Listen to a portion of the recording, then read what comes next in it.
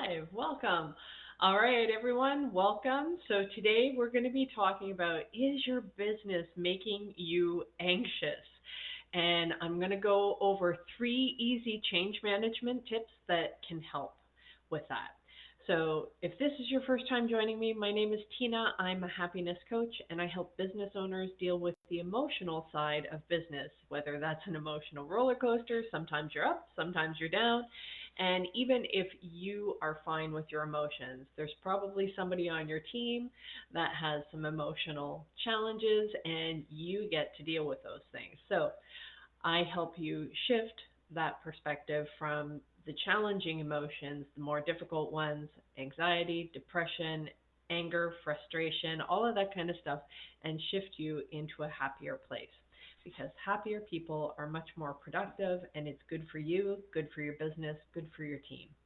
Okay, so today I want to go into how anxiety ends up causing us to shut down, not perform at our best. And there's so many things that go on in a business, even if you're just a leader in the business rather than the actual owner. So this applies to many people, or even the team itself. If you're feeling anxious, you have a lot of thoughts running through your head, you have a lot of fear, you have a lot of uncertainty that's going on, and being able to change this and manage this and mitigate those challenges is going to help you be much more productive and much more successful in your business. Okay, so I have three strategies that is going to help with this.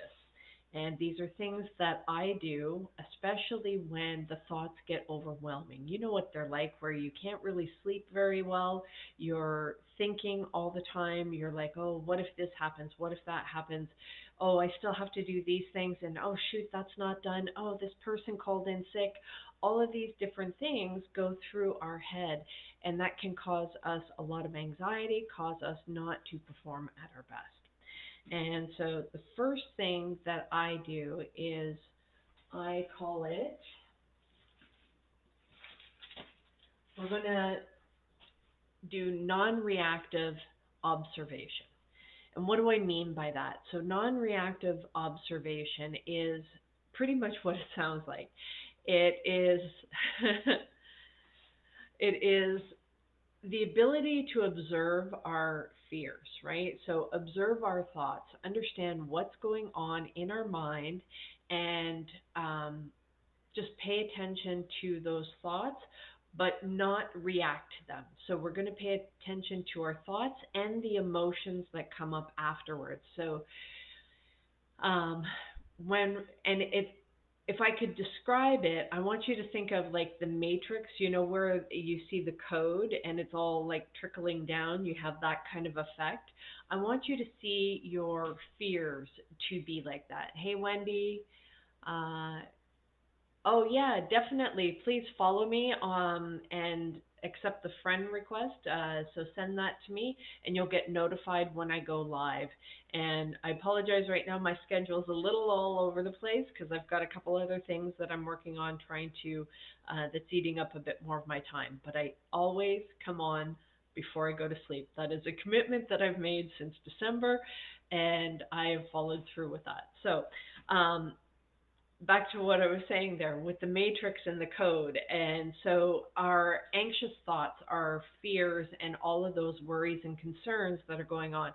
What I want you to do is imagine it like the matrix code, where you see that green code just kind of trickling down. You're just going to look at it. You're not going to do anything. You're not going to react to it, but you're just going to observe it. You're not even going to write it down. You're going to pay attention to what was the thought. So it's like, oh, Joe didn't put in that report, and Sarah's on vacation next week. And then pay attention to the emotions, the feelings, the sensations that are happening in your body. We're not going to react to them. We're not going to try to change them. We're not going to try to stop them. You're just going to let them flow and just kind of observe what's going on and where do your thoughts go? Now, I find this actually most helpful to do this in conjunction with something that is a mundane activity. This allows me to feel like I'm still being productive, and I am being productive, but it doesn't take a lot of mental bandwidth to do it. So this could be menial chores, it could be walking on the treadmill or going for a walk, it could be something like that, but you have no input and it's just observing your own thoughts of what's going on and allowing those fears to flow and understand the and observe the feelings and the sensations that come up in your body. Do you find that your shoulders are getting tight? Do you feel like your stomach's all knotted up? Do you feel hungry or do you feel sick to your stomach where you don't want to eat? Are you thirsty? Are you jittery? Like what's going on in your body as these thoughts flow through? Okay, so pay attention to those things. The next thing that we're going to employ is we're going to have curious observation. So, curious observation for there we go. So it's a little bit challenging here with the cameras. All right. So curious observation is we're going to seek to understand where are these thoughts coming from. So we're just observing our thoughts. We're not reacting to them. We're paying attention to our body, and we're like, okay, so this is curious. You know, how long have I been feeling this way in this particular state? What's been going on? What has led up to it? Just curiously try to ask ourselves some questions of where is this coming from, right? What is the fear behind it? Um, and start to look at just out of curiosity, if this thing happened, this thing that we're worried about happened, what would we do? And it's kind of like playing worst case scenario or the devil's advocate. You know, it's like, well, what would happen if, you know, your best employee ends up quitting and now what do you do? So you have this curiosity to understand what's going on with you, and then curiosity of being able to shift our perspective from the fears and the anxiety and all of the challenges to shifting it to more of an acceptance. And just out of curiosity, if this worst thing happened, if this thing that we're worried about happened, what would we do? How could we deal with that? How could we accept it? So a lot of times what ends up happening is the fear and the anxiety that we have comes from feeling like we are trying to, you know, stop a freight train with a piece of gauze, right? You know, we have all these things coming at us and we don't really feel like we have that power to be able to change it. So rather than trying to fight it and create more resistance, what we want to do is we want to lean back and we want to pull back, observe, and it's like, okay, use our imagination to be able to imagine if this thing did happen, if this negative thing happened. We're not trying to create this reality, but we're trying to accept and allow ourselves to be okay with a failure if it happens. And when we do that, it removes that fear because now we're not scared of the outcome. We're like, okay, because we know what we will do next. So if this worst case shitty thing ends up happening to us, we now know how to fix it. We now know how we're going to pick ourselves up and dust ourselves off. This allows us, it removes all the fear from the situation, and it allows us to be stronger in the moment because we already imagine what the worst case, and we know we've built a curiosity about what could happen, and we now have that strength within us to know that there is something that we would do in that scenario, and something that is kind. So do it out of a place of curiosity and understanding, right? So have that kindness, that compassion. Do it with love for ourselves, not being critical of ourselves. So being supportive of ourselves, it's like, okay, well, this shitty thing happened, so now what do I do, right? What's the next step? And then another thing, the third thing that helps is what I call connected observation. So connected observation, and what I do is I try to connect with the thoughts or actual person. So if I maybe can't get a hold of a person right now, but I'm like, oh man, if John was here, he would know exactly what to do. He was always so calm when these things came up, and he knew exactly how to handle it. Maybe you're religious, what would Jesus do, kind of thing. But it's more trying to focus on somebody else has been able to deal with this, and somebody else deals with this maybe better than we currently are in our situation. So being able to connect to who could possibly help us, who has been able to solve this kind of challenge before, who does this better than me, who's calm, who's cool, who's collected when they deal with this challenge, who is able to handle that stress, and what are the things that they do differently than me, right?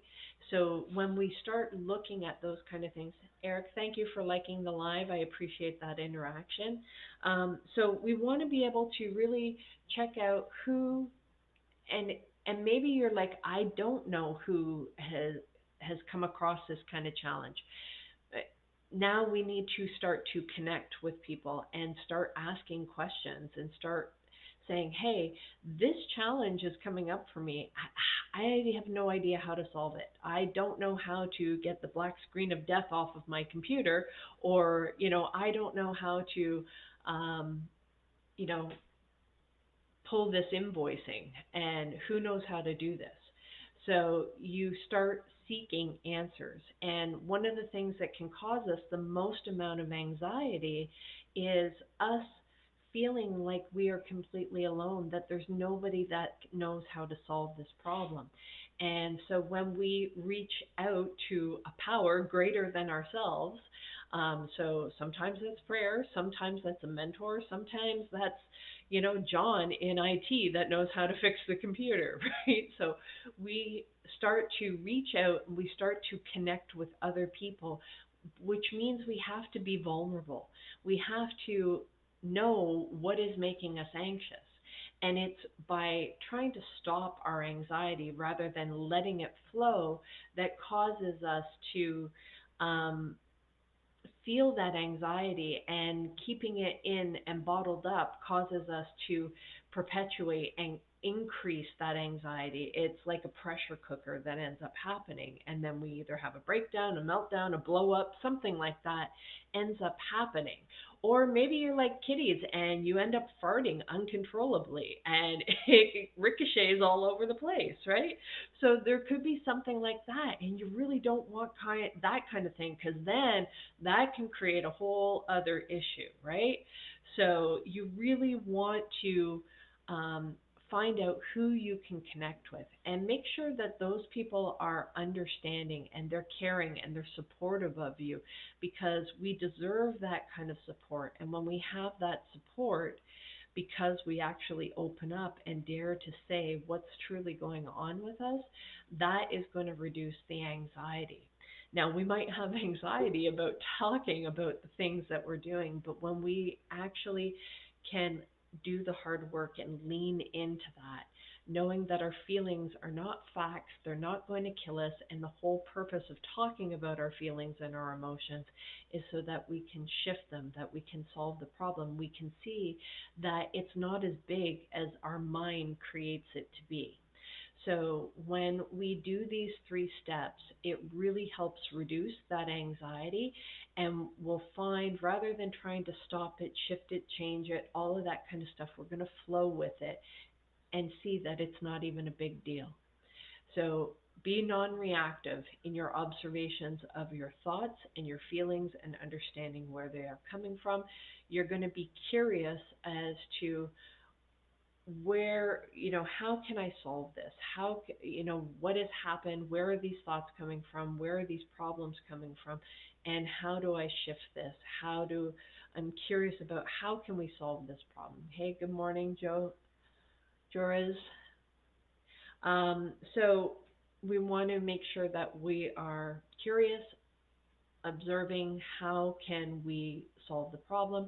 And then the third one is we want to connected observation. Who can we connect to? Who can we think of? How would they do it? How can they solve it? How did they manage to get through the same situation? And that allows us to feel like we're not alone. We're not the only one that's ever done this. And it is through our connectedness that we now feel um, stronger, right? We don't feel so alone.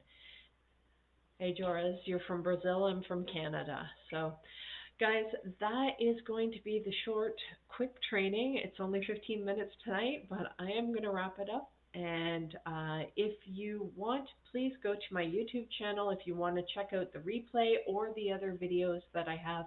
There's over 100 videos where I've done various training and I talk about how to handle various emotions and applying that to a business context, because even though we're in business, there's always emotions that are happening. And rather than repressing them and fighting against them and trying to shut them down, we are going to lean into them. We're going to leverage them. We're going to embrace them and move through them faster so that we can get back to business, because emotions will slow everything down and mess everything up.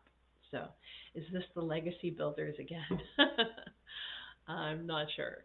I haven't heard of legacy builders, but sounds interesting. Nice to meet you guys.